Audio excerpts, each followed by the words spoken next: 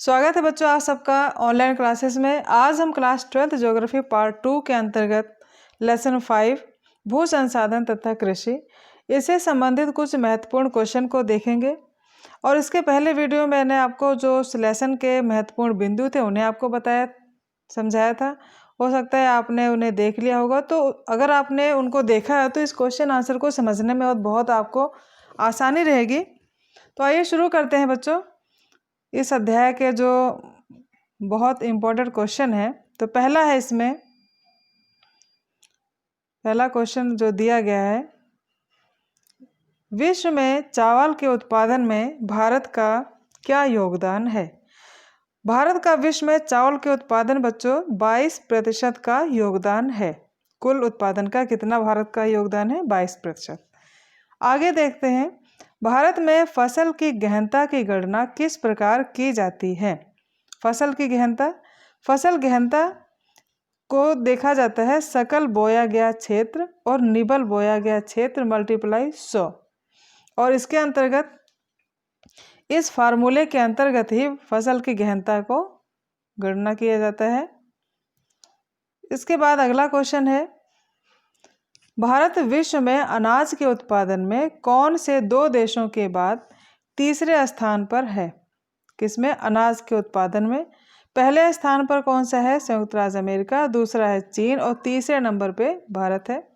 पहले दो देशों के नाम आपको याद रखने हैं, संयुक्त राज्य अमेरिका और चीन। ये भी पूछा जा सकता है कि अनाज के उत्पादन में भारत का कौन सा स्थान है, तो भारत का स्थान कौन सा है? तीसरा। पहले स्थान पर है संयुक्त राज्य अमेरिका और दूसरे पर है चीन। अगला क्वेश्चन है, भारत में कितनी फसल ऋतुएं हैं?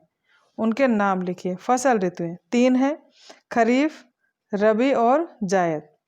अगला क्वेश्चन, पश्चिम बंगाल में किसान चावल की कितनी फसलें लेते हैं और उनके क्या नाम है। बच्चों, पश्चिम बंगाल में जो चावल की फसलें हैं वह 3 ली जाती हैं और चावल की 3 फसलों की जो किस्में हैं उनके नाम क्या है? ओस, अमन, बोरो। ये हैं तीनों फसलों चावल की फसलों के नाम है।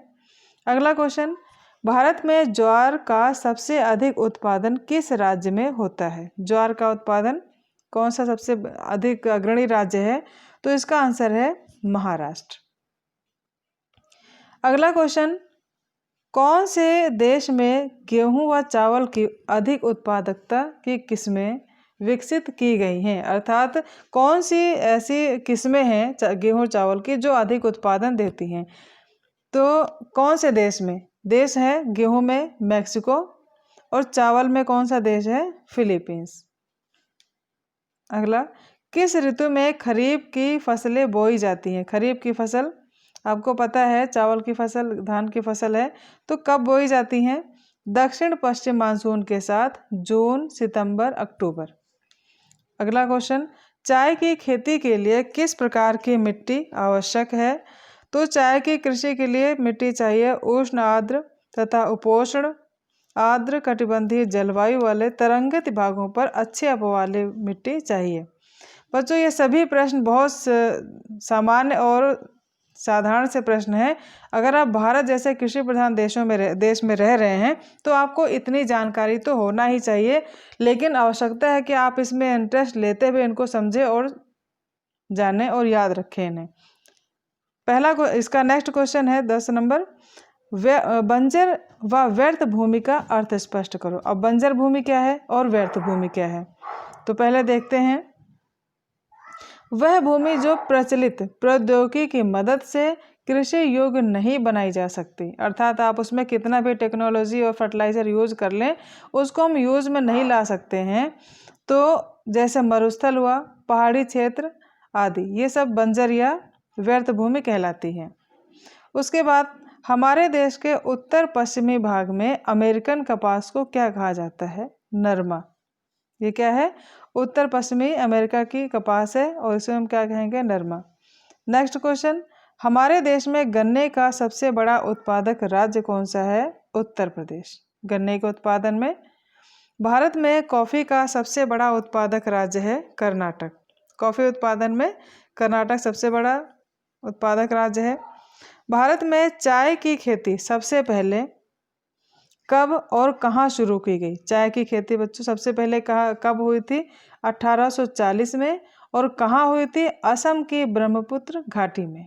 1840 में असम की ब्रह्मपुत्र घाटी में। बहुत इंपॉर्टेंट क्वेश्चन है और आप इन्हें बहुत ध्यान से देखिए, सुनिए और याद भी करिए।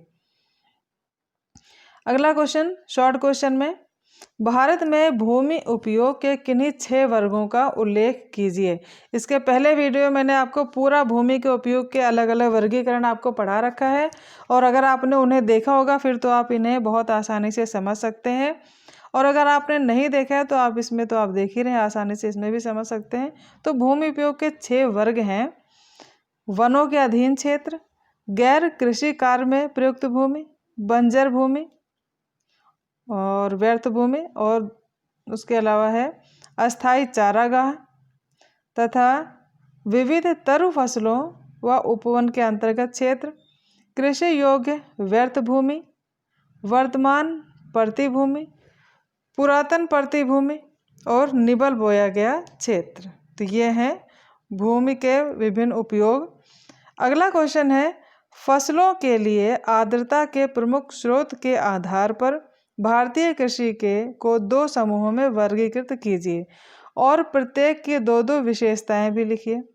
तो पहला है इसमें सिंचित कृषि और दूसरा है वर्षा निर्भर कृषि। ये 2 प्रकार की कृषि, सिंचित और दूसरा वर्षा निर्भर।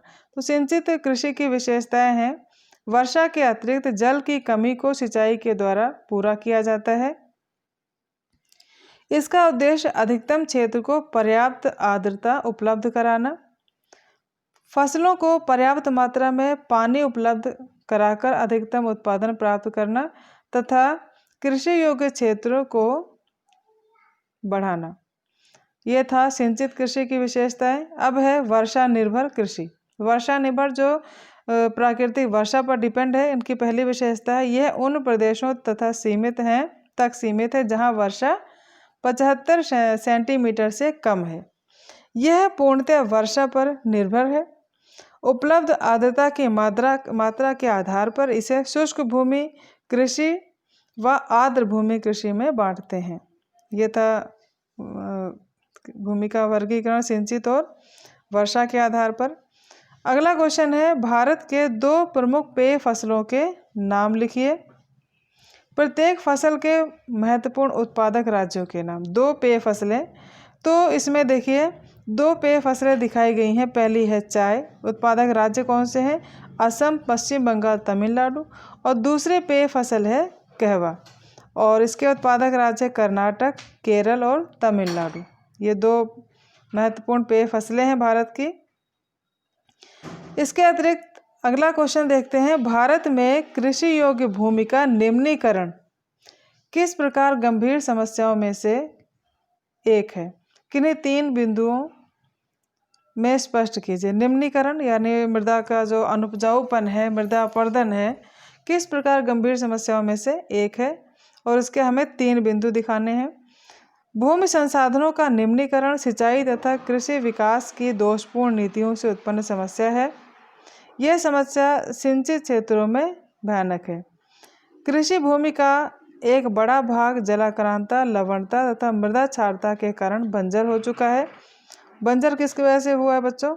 जलाक्रांतता यानी पानी से भरी, लवणता उसमें खारापन है, और मृदा क्षारता के कारण यह बंजर भूमि हो चुकी है। और बंजर भूमि में किसी प्रकार की टेक्नोलॉजी फर्टिलाइजर यूज़ करने पर वो यूज़ में नहीं आती है।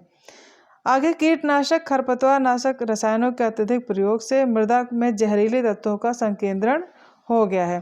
कीटनाशक और खरपतवार नाशक जो है, जो केमिकल यूज़ करते हैं, इसका सीधा असर मिट्टी की उपजाऊपन, उर्वरता पर होता है, जिसकी वजह से क्या है, जहरीले तत्वों का संकेंद्रण हो गया है मृदा में। तो ये बहुत बड़ी समस्या है। फिर है उष्ण कटिबंधीय आर्द्र एवं अर्ध शुष्क क्षेत्र भी कई प्रकार के भूमि निम्नीकरण से प्रभावित हुए हैं, जैसे जल द्वारा मृदा अपरदन एवं वायु अपरदन, जो प्रायः मानवकृत है। अगला क्वेश्चन है बच्चों, शुष्क भूमि कृषि और आर्द्र भूमि कृषि में अंतर। शुष्क भूमि कृषि और आर्द्र भूमि यानी नमी वाली भूमि की जो कृषि और शुष्क भूमि में जो कृषि की जाती है, इनमें हमें अंतर बताना है। तो देखते हैं, शुष्क भूमि की जो कृषि है यह उन प्रदेशों में की जाती है जहां वर्षा 75 सेंटीमीटर। और इसमें पहला बिंदु दिया गया है, इन कृषि क्षेत्र में आर्द्रता संरक्षण तथा वर्षा जल के प्रयोग की अनेक विधियां अपनाई जाती हैं। वर्षा जल को हम किस प्रकार से उपयोग करें और उसका कैसे संरक्षण करें, इसके लिए अनेक विधियां उपयोग में लाई जाती हैं। इस कृषि क्षेत्र में शुष्कता को सहने में सक्षम फसलें जैसे रागी, बाजरा, मूंग, चना तथा ग्वार आदि उगाई जाती है। बच्चों, आपको मैंने एक लेसन बताया था कि हमारी जो जलवायु है, जलवायु पर सब कुछ डिपेंड करता है कि हमारी जलवायु हमें निर्धारित करती है कि हमारी जो फसलें हैं उसका निर्धारण किस प्रकार से होगा, किस प्रकार से वन्य प्राणी और जो वनस्पति हैं उसका निर्धारण किस प्रकार से होगा। तो ये जो जलवायु है, अर्ध शुष्क या शुष्क जलवायु ही निर्धारित करती है कि हमें इस क्षेत्र में किस प्रकार की फसलों की बुआई करना है। तो इसमें बिल्कुल सिंपल सा है कि शुष्क भूमि अगर है वहाँ पर वर्षा की मात्रा कम है। वर्षा कितनी हो रही है? 75 सेंटीमीटर। तो 75 सेंटीमीटर वर्षा के क्षेत्र में ऐसी फसलों का उपयोग किया जाएगा जिनको पानी की आवश्यकता कम हो। और ये फसलें कैसी हैं, देखिए कौन कौन सी? मुख्य रूप से रागी, बाजरा, मूंग, चना और ग्वार। अब आइए देखते हैं आर्द्र भूमि कृषि। ये तो था शुष्क। और आर्द्र भूमि में कौन सी फसलें, इनकी क्या विशेषताएं हैं, इसका जस्ट अपोजिट ही है, आपको समझने में आसानी होगी। इस कृषि में वर्षा ऋतु के अंतर्गत वर्षा जल पौधों की आवश्यकता से अधिक प्राप्त होता है। और इस प्रकार की कृषि के प्रदेश बाढ़ तथा मृदा अपरदन का सामना करते हैं। अधिक जहाँ पानी होगा तो क्या हो गया? तो बाढ़ होगा और मृदा का अपरदन भी होगा, मिट्टी का कटाव भी होगा। अतः आर्द्रता संरक्षण तथा वर्षा जल के उपयोग की कोई विधि नहीं अपनाई जाती है। इन कृषि क्षेत्रों में वे फसलें उगाई जाती हैं जिन्हें पानी की अधिक आवश्यकता होती है, जैसे चावल, जूट और गन्ना। ये ऐसी फसलें हैं जिनको पानी की अधिक आवश्यकता है और ऐसी जलवायु में, ऐसी वर्षा वाली भूमि पे इन्हीं फसलों की बुआई होती है। अब आगे देखते हैं, भारत में कृषि ऋतुओं का वर्णन कीजिए। कृषि ऋतुएं कौन कौन सी हैं?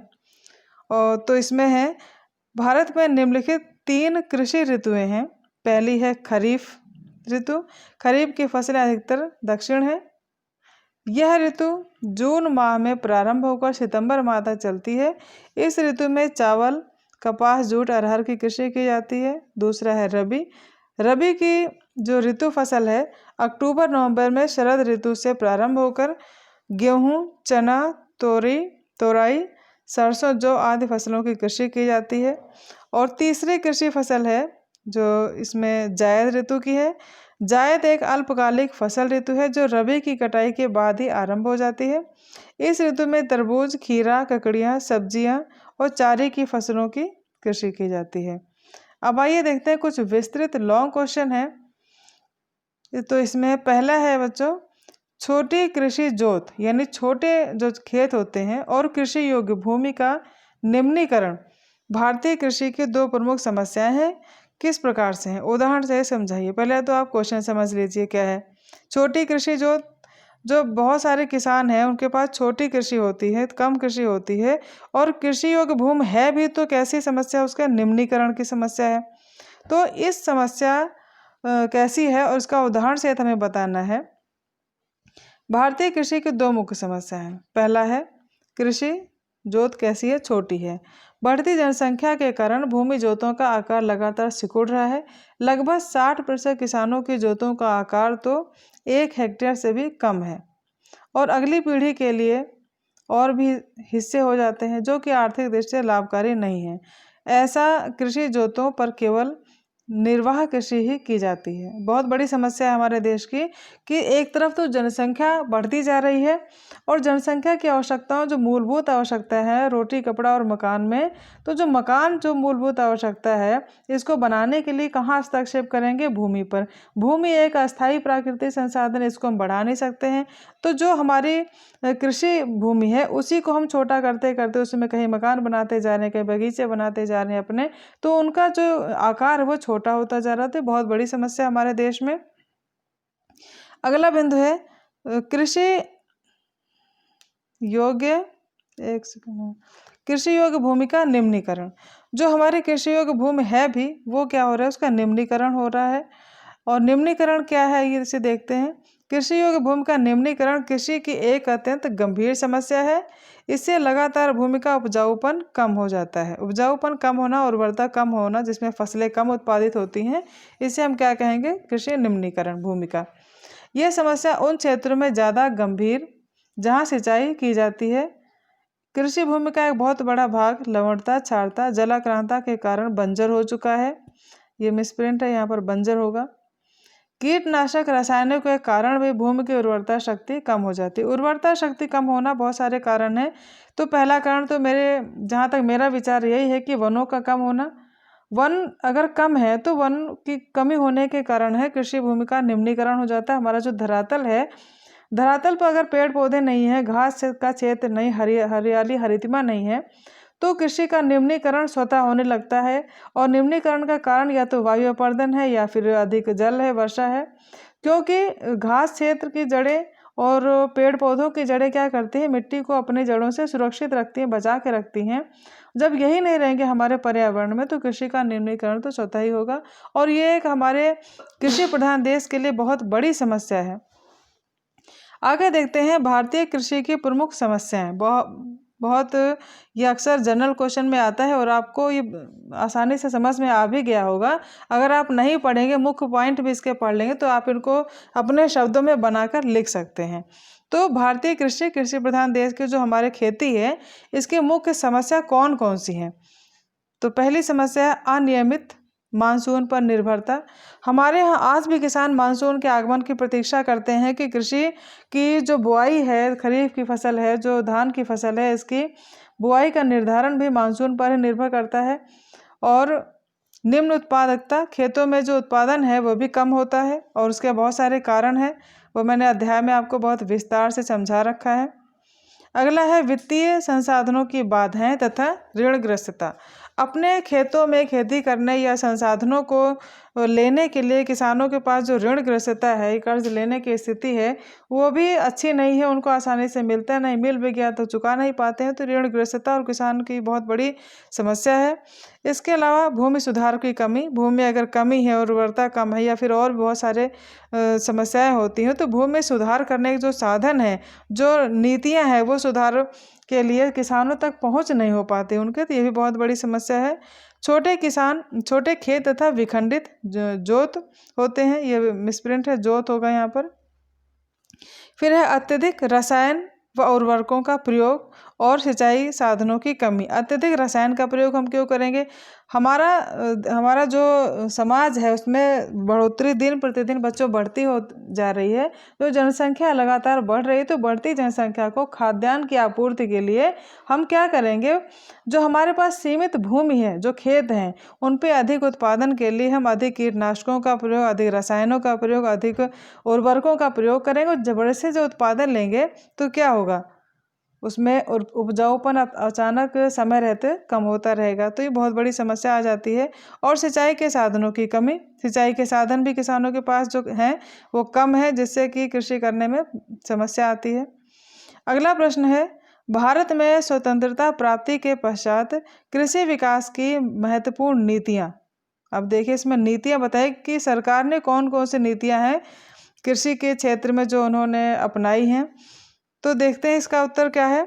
स्वतंत्रता प्राप्ति से पहले भारतीय कृषि मुख्यतः जीविकोपार्जित थी, जिसके अंतर्गत किसान बड़ी मुश्किल से अपने तथा अपने परिवार के सदस्यों के लिए ही फसलें उगा सकता था। इस अवधि में सूखा तथा अकाल आम घटनाएं हुआ करती थी और लोगों को खाद्यान्नों की कमी का सामना करना पड़ता था। तो बहुत बच्चों समझ में आ रहा होगा आपको एक एक बिंदु। प्राचीन काल के जो किसान थे और उनकी खेती थी, क्या समस्या और कैसा जीवन यापन था उनका। लेकिन स्वतंत्रता प्राप्ति के बाद में देखिए क्या हो रहा है। तुरंत सरकार ने खाद्यान्नों के उत्पादन को बढ़ाने के लिए कई उपाय किए, जिनका उद्देश्य क्या है।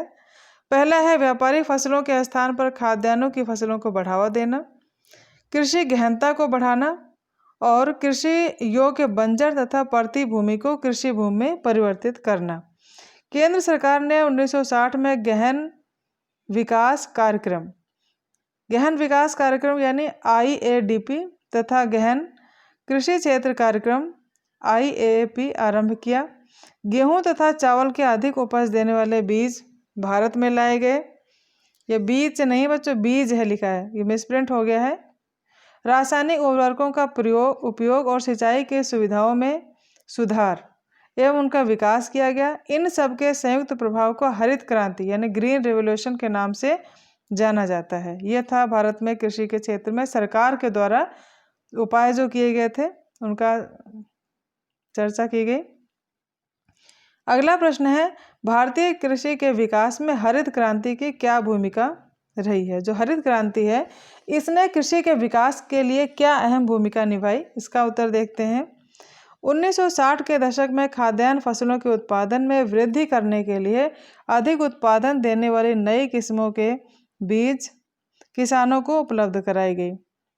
किसानों को अन्य कृषि निवेश भी उपलब्ध कराए गए, जिसे पैकेज प्रौद्योगिकी के नाम से जाना जाता है, जिसके फलस्वरूप पंजाब, हरियाणा, उत्तर प्रदेश, आंध्र प्रदेश, गुजरात राज्यों में खाद्यान्नों में अभूतपूर्व वृद्धि हुई। इसे हरित क्रांति के नाम से जाना जाता है। और इसकी विशेषताएं क्या है हरित क्रांति की? उत्तम किस्म के बीज, सिंचाई की सुविधा, रासायनिक उर्वरक, ये बच्चों सभी हरित क्रांति की विशेषताएं हैं। कीटनाशक दवाइयाँ और कृषि मशीनें कृषि के लिए उपलब्ध कराई गई। फिर है भारतीय अर्थव्यवस्था में कृषि का क्या महत्व है? बच्चों भारतीय कृषि हमारा जो कार्यकलाप है, ये हमारे पूरे देश का प्रधान कार्यकलाप है और इसी कार्य पर ही हमारे देश की अर्थव्यवस्था टिकी है।